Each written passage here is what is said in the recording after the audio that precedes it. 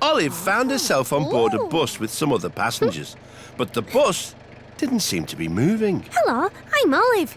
Where's this bus going today? I'm Jeff, and this bus is going nowhere until I find me glasses. I can't drive the bus without them.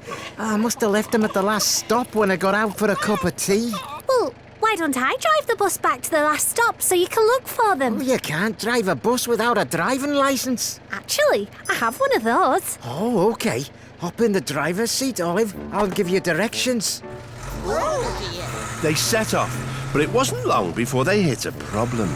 Excuse me, I wanted to get off at the corner shop bus stop to buy some milk, but we've gone past it. Don't worry, we'll go back. Olive, it's down there and left a bit. Unfortunately, without his glasses, Jeff couldn't see properly, and so his directions took the bus into the middle of a field, not the corner shop.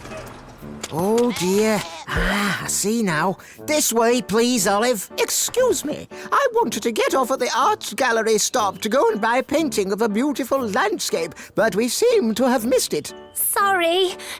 We can go back, can't we, Jeff? Of course we can. So Jeff gave Olive directions to the gallery, although he didn't seem to notice that he was talking to a sheep and not to Olive. So instead of stopping at the gallery, they ended up at the beach. The passengers had a lovely paddle, whilst Olive consulted a big map. Hey, Ostrich, go! What's the deal with the bus stops? When are we going to get to the skate park? Yes, just a minute. All aboard! Olive set off, following Jeff's directions, and found herself in the middle of a herd of cows on top of a mountain. Cake, this doesn't look right. Oh, dear. Sorry, everybody. Olive, what are we going to do? The passengers all complained loudly. I just wanted to buy a pint of milk and it's gone right past the shop. It's no good at all. Some frustrated passengers, a herd of cows, and a big tall mountain. I think I may have an idea. Olive whispered into the ear of a cow who was trying to get on the bus. The cow mooed enthusiastically. Ooh. Why don't you take this cow home with you? Then you'll have as much milk as you like. Great. Hi, I'm Colin. Moo! You know, if you took a photo from the top of this mountain, it'd be better than any painting in the gallery. You're right, it's an amazing view. I have an idea for you too. Hey, cool. The boy hopped on his skateboard and whizzed off down the mountain. At that moment, a farmer appeared at the door of the bus. Hello. All my farm animals are missing. Have you seen them? Oh, well, actually, we do seem to have a bus full of, farm animals. Do we? Are they yours? Yes, they are. Florence, why are you wearing glasses? Glasses? They must have been on the bus all this time. Thank you, Olive. Ah, there you are. Right, shall we take everyone home? Olive, which stop would you like? I think I'll hop off here. Any longer and I'll be driven round the bend. They all laughed, and as they did, Olive realised it was time to go. Typical Olive, daydreaming again. Said her mum. Kek? Actually, I was driving a bus all over the place. Your head's been in the sand too long, dear. Said Olive's dad. Her little brother laughed. But Olive wasn't listening. She was already dreaming of her next big adventure. Olive had a scarf tied around her head, and there were huge sand dunes everywhere. The sun beat down, and it was very hot. Phew, I'm glad I have this headscarf to protect me from the sun. Exclaimed Olive. Suddenly, a man wearing long robes popped up from behind a sand dune. Ah, finally I meet someone in this never-ending desert. He seemed very pleased to see Olive. Hello, my name's Olive. Greetings, Olive. I am Ahmed, and you are very beautiful. I am certain you are worthy of many, many camels. Oh, well, thank you, I think. Do you have lots of camels, Ahmed? I do, yes. But a few days ago, there was a huge sandstorm. It was impossible to see, and when the storm cleared, my camels were lost. Oh, maybe I can help you find them. Oh, thank you, Olive. I've been looking for them for many days. You don't have any water, do you? I'm so thirsty. Sorry, I don't. And I'm starting to feel thirsty too.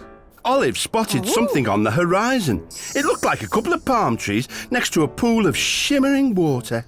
Ahmed, I see water. Maybe the camels are over here. Olive rushed off towards the palm trees. Wait, Olive, come back. Called Ahmed, but Olive kept running. She really needed a drink.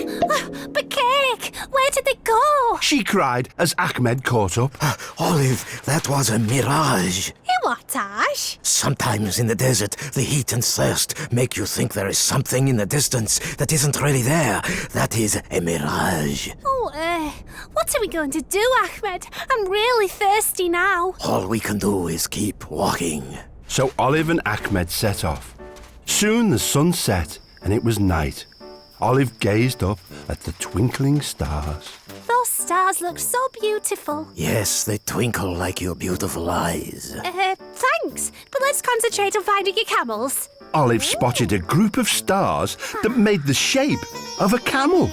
Look, Ahmed. Ah, yes, that group of stars is called the Humpy Camel.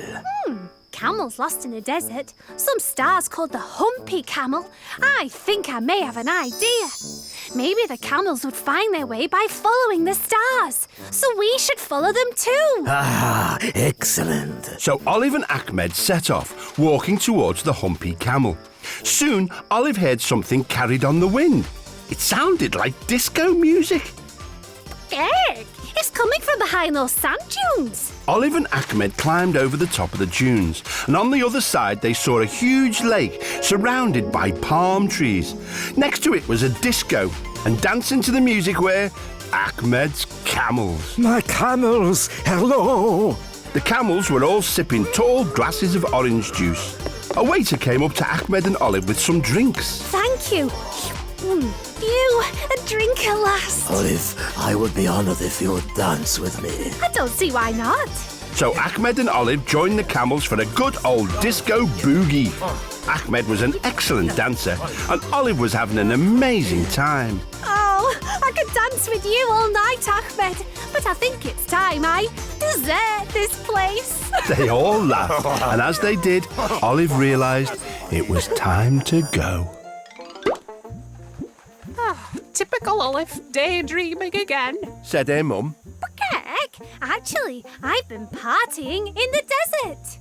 Your head's been in the sand too long, dear. Said Olive's dad. Her little brother laughed. But Olive wasn't listening. She was already dreaming of her next big adventure.